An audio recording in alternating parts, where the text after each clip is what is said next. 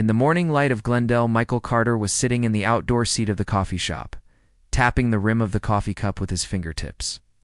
Zeus, the guide dog, stands still on the side like a black statue, with its four-limb muscles tense. This German Shepherd, who once served in SWAT, still maintains an alert posture after retirement. With just a slight movement of its ears, it detects three men on heavy motorcycles, breaking through the morning tranquility. The misinterpreted dignity. The silent warning of the war dog, the leader, Chuck. Wearing studded boots, stopped at the table, with the skull patch on his leather jacket dazzling in the sunlight.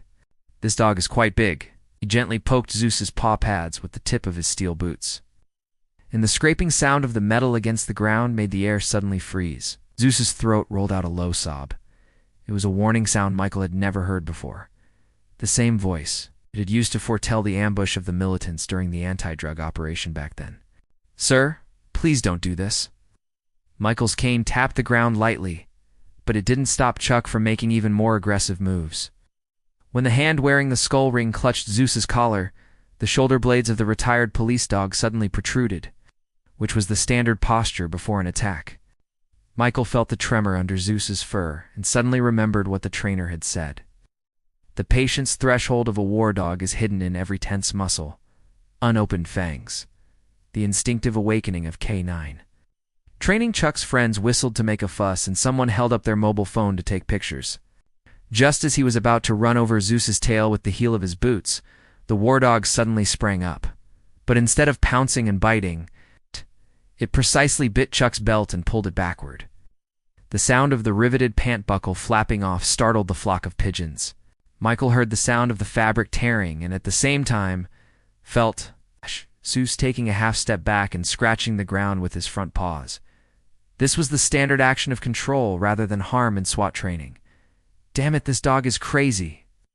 Chuck staggered and pulled out the folding knife. Zeus immediately switched to a defensive stance, using his body to stand in front of Michael. His canine teeth glinted coldly but never truly clenched. When the coffee shop owner rushed out of the shop with the emergency call in hand, he happened to see Zeus knocking the knife off Chuck's hand with the tip of his nose. The action was as clean as a textbook disarming demonstration. That was a subject he had scored full marks on at K9 school. Invisible medals. Silent proof of comradeship. When the siren sounded from far too near, Zeus suddenly licked Michael's trembling hand back. The patrol officer recognized the professional traces of the dog's obedience training. When he lifted the retirement badge under Zeus's collar, Chuck's face turned death pale in an instant. The metal plaque engraved with Ace K90739 anarchically retired, next to which was the laser logo of the Police Explosives Disposal Unit. Isn't it a guide dog? Michael held on to Zeus's mane and his fingertips touched the scabs left by the old shrapnel. The police officer explained in a low voice, "This is a former bomb dog. It retired 3 years ago when it injured its auditory nerve while defusing bombs." Sunlight penetrated the silver streaks in Zeus's fur. The studs of the fur, scorched by the shockwave of the bomb, looked like they were adorned with miniature medals in the light.